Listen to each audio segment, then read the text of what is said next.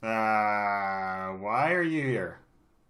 Like, why did you click on this video? You don't want to relive this game.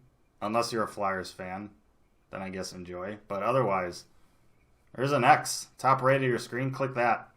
Everything will be better. Go do something fun with your time.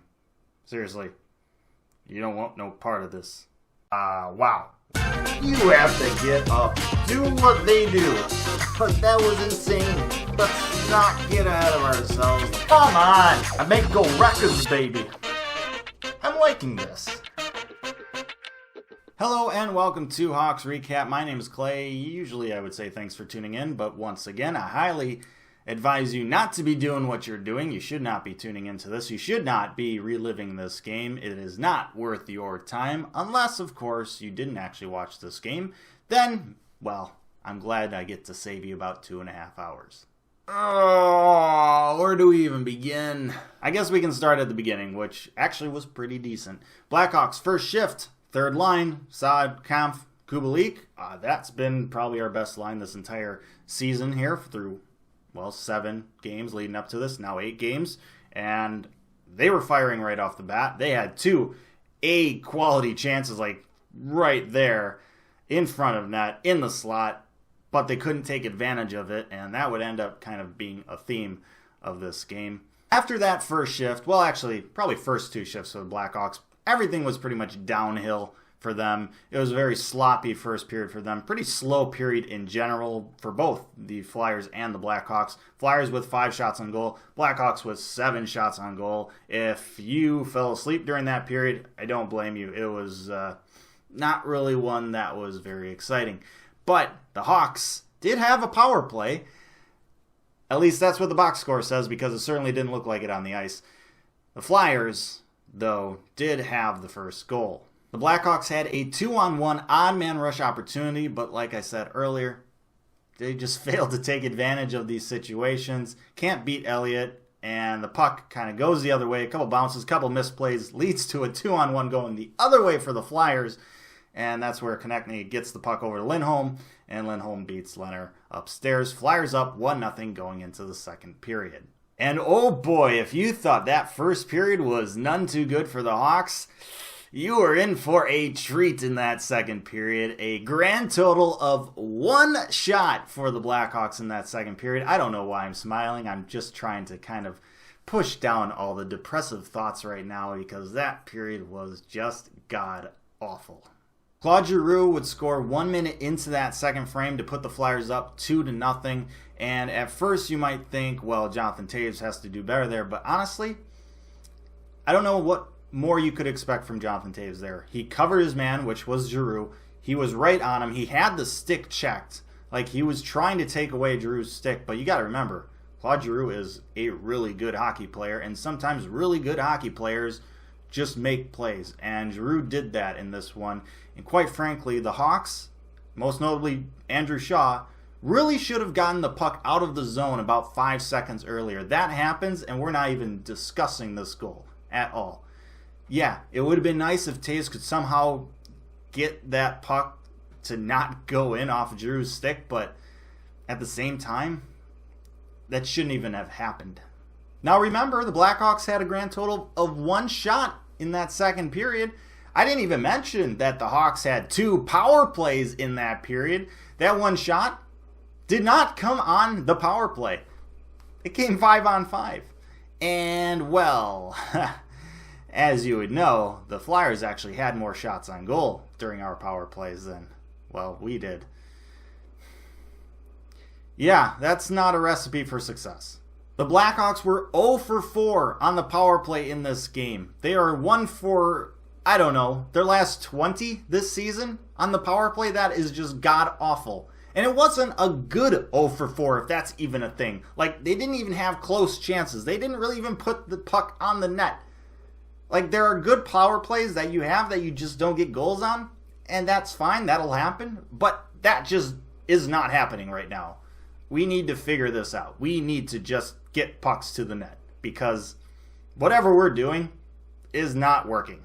So we go into the third period with the Flyers up 2-0, and as we all know, a 2-goal lead is the worst lead in hockey. So honestly, the Blackhawks might just have them right where they want them. And a minute into the third period, kind of looked like that was the case. Coach Colleton mixing up the lines, trying to find a spark for the third period. Brandon Saad, Kirby Dach, Andrew Shaw on the line. Somehow the puck finds Saad, and somehow he has a breakaway because the Flyers defense is just falling asleep or something. Saad going in, nice little fake shot to backhand to forehand, tucks it home past Elliott, and it's a one-goal game. The Blackhawks have life, and they were pressing and pressing and pressing after that, looking for that tying goal. And honestly, it looked like it was going to come. Like, there was no way the Hawks were not going to tie this game up. Unfortunately, they pushed maybe a little too hard. Bad bounce. Gets the puck by Seabrook, and Kevin Hayes has a breakaway. 5 minutes into the third period, he beats Leonard. That's a backbreaker of a goal, and that pretty much, well, sealed the deal. The Blackhawks had a grand total of 8 shots in the first 2 periods. They had 16 in the third. Much better in the third, but just way too late to save an awful game for the most part. Blackhawks lose to the Flyers 4-1. Thankfully, we no longer have to play them this year. Now, if you can recall to the first game of the year over in Europe against these Philadelphia Flyers, you will remember that the Hawks won a grand total of 38% of the faceoffs in that game. At that time, I didn't think it could get any worse. Well, how naive was I? Blackhawks won 35% of the faceoffs in this game. Flyers are pretty good at faceoffs, apparently. Tops in the league, but still not good for the Hawks. That was not helpful. So the Blackhawks in game number 7, the game before this one, played the Vegas Golden Knights, probably had their best performance of the season. They still lost in a shootout, but it was a very encouraging sight. They did a lot of really good things. Unfortunately, they followed that performance up with probably their worst performance of the year tonight. And it turned out to be the first game of the year that the Blackhawks lost by more than a single goal, if you don't count empty netters. They've played a lot of close games. They've lost a lot of close, one-goal games. This was the first one where it was just like, yeah, they're not even going to come close to winning. They don't really have a shot, except for that small little moment early in the third period. But it wasn't a good game for them. There is some good news, though. Good news is that, well, every team has these types of games where you just lay an egg. You don't play well, the other team plays well, you lose. Every team has those. And Philadelphia Flyers are an Eastern Conference opponent, so that kind of lessens the sting a little bit. Losing to an Eastern Conference team is not nearly as bad as losing to a Western Conference team, not nearly as bad as losing to a divisional team. So, although it sucks to lose, we can live with it a little bit. With that being said, the bad news is that the Hawks went 2-4-2 on the 7-game homestand. And maybe they played well enough where they could have gotten 3 or 4 wins. But the reality of the situation is they only got 2. And, well, when you don't really do well on a homestand, that is of the length of 7 games, that presents problems in the future because now the Hawks have a bit of a brutal schedule coming up. And that's not good if they continue to, well, get the results that they currently are getting. Who knows? Maybe the Hawks are a good road team this year, not counting Europe, but on the road in North America. Maybe they're just one of those teams. We'll just have to wait and see. But we really should have done better with this homestand.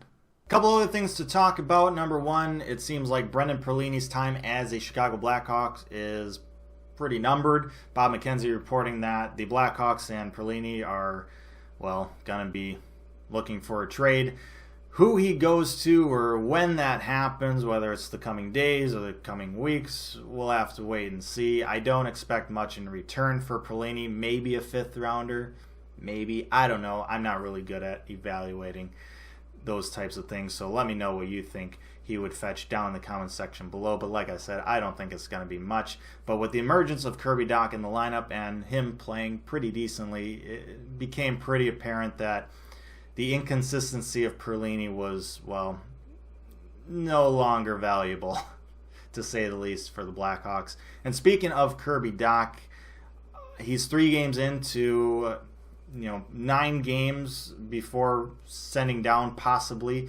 The problem is with him being sent down, he can't just be sent down to the AHL because he's not eligible for the AHL like, say, Adam Boquist is. If he gets sent down, if he doesn't stick with the NHL lineup, he has to go all the way back to juniors in Saskatoon.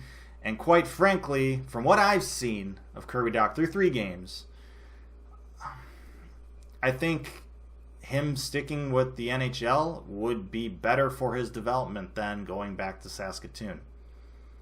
That's just my opinion. I don't think he's played perfect, but he's looked pretty decent out there, and he really only has room to improve, so why not? Yes, it will burn a year of his ELC, but quite frankly, with how the Blackhawks have done on their homestand, who cares at this point?